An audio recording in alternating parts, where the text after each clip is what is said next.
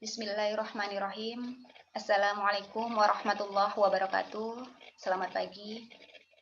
Perkenalkan, nama saya Ahyana Salimah dengan NIM 2027 2010 10267.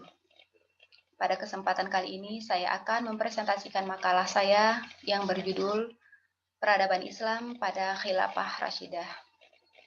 Untuk memenuhi tugas mata kuliah Sejarah Peradaban dan Pemikiran Islam, dengan dosen pengampu Ibu Dr.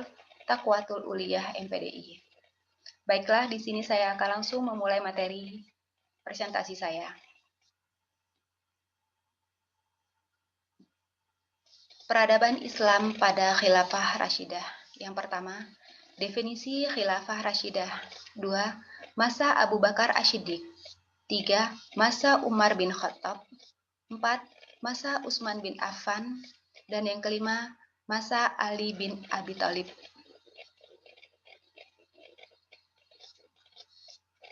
Definisi Khilafah Rasyidah.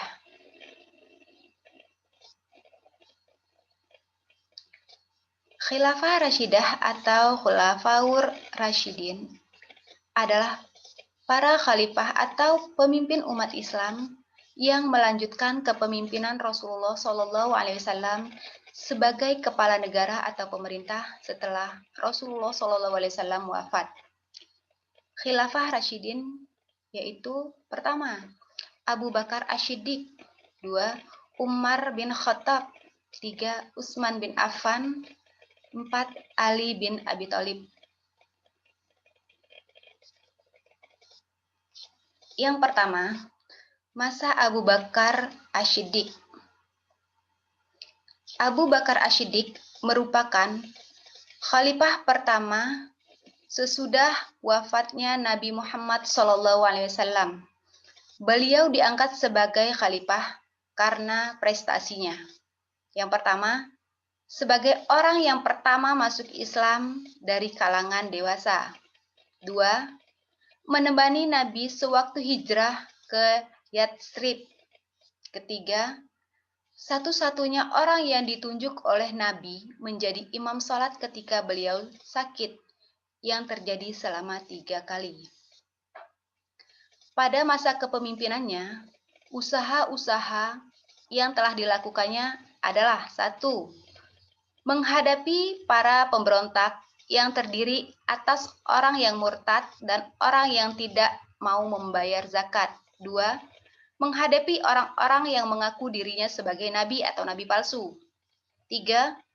Mengumpulkan tulisan-tulisan Al-Quran menjadi satu kumpulan.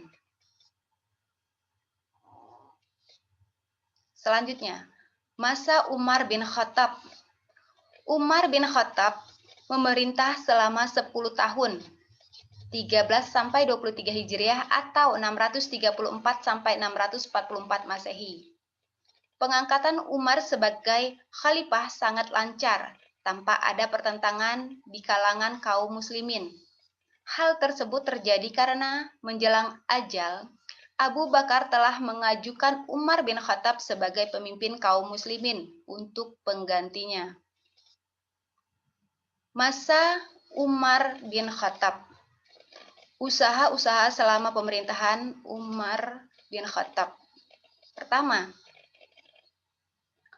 pembagian wilayah kekuasaan Islam menjadi beberapa bagian atau provinsi, yang masing-masing provinsi dipimpin oleh seorang Amirul Mukminin. 2. Pembentukan Dewan Pemerintah seperti Dewan Pembendaharaan Negara, Dewan Peradilan, Dewan Pertahanan, dan sebagainya.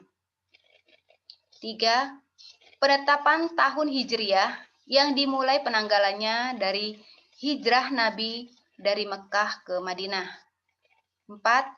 Pembentukan urusan kehakiman dan pembangunan Masjidil Haram, Masjid Nabawi, Masjid Al-Aqsa, dan lain-lain.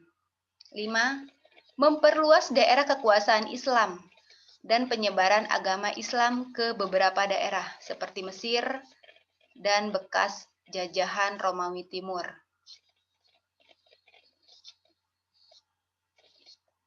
Selanjutnya, masa Utsman bin Affan. Pembaitan Utsman sebagai khalifah berdasarkan kesepakatan 6 orang sahabat termasuk dirinya, yang telah ditunjuk langsung oleh Umar bin Khattab untuk menjadi penggantinya. Saat diangkat menjadi khalifah, Utsman telah berusia 70 tahun. Beliau wafat pada bulan Haji tahun 35 Hijriah dalam usia 82 tahun setelah menjabat sebagai khalifah selama 12 tahun.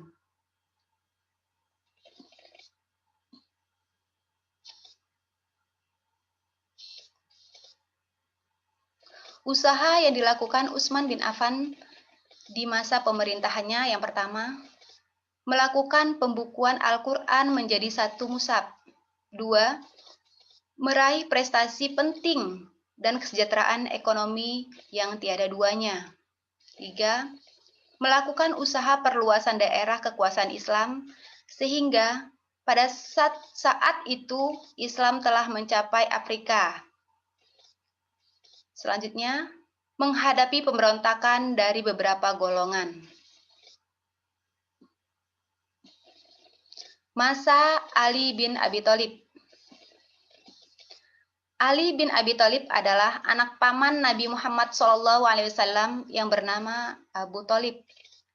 Ali merupakan seorang pemimpin yang cerdas, jujur, pemberani, adil, dan pandai dalam strategi perang. Masa pemerintahan Ali bin Abi Thalib sebagai khalifah. Ali bin Abi Thalib memangku jabatan khalifah itu mulai 24 Juni 656 Masehi dalam usia 58 tahun.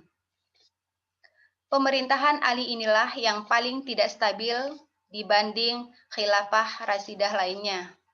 Ali bin Abi Thalib dihadapkan pada konflik yang berkepanjangan dari awal sampai akhir pemerintahan beliau.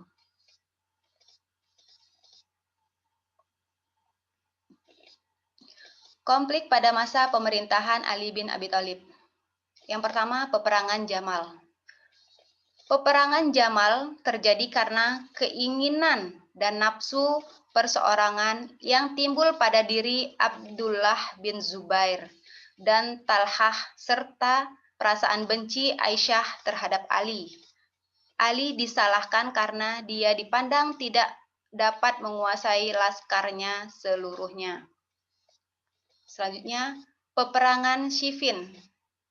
Peperangan Siffin adalah peperangan antara Khalifah Ali dan Muawiyah.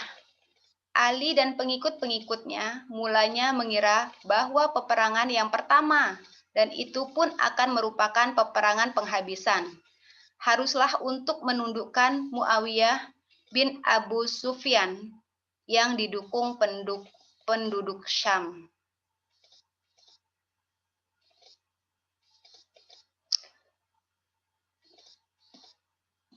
Baiklah, kesimpulan presentasi saya hari ini adalah pengangkatan seorang pemimpin atas dasar musyawarah yang dilakukan secara demokratis sesudah wafatnya Nabi. Inilah yang disebut dengan Khulafaur Rasyidin. Dengan wafatnya Khalifah Ali bin Abi Thalib, maka masa pemerintahan Khulafaur Rasyidin telah selesai. Karena sesudah itu pemerintahan Islam dipegang oleh Khalifah Muawiyah bin Abu Sufyan secara turun-temurun, sehingga disebut Daulat atau Bani Umayyah. Demikian presentasi saya pada hari ini. Bila ada kesalahan atau penyampaian, saya mohon maaf. Dan saya akhiri. Wassalamualaikum warahmatullahi wabarakatuh.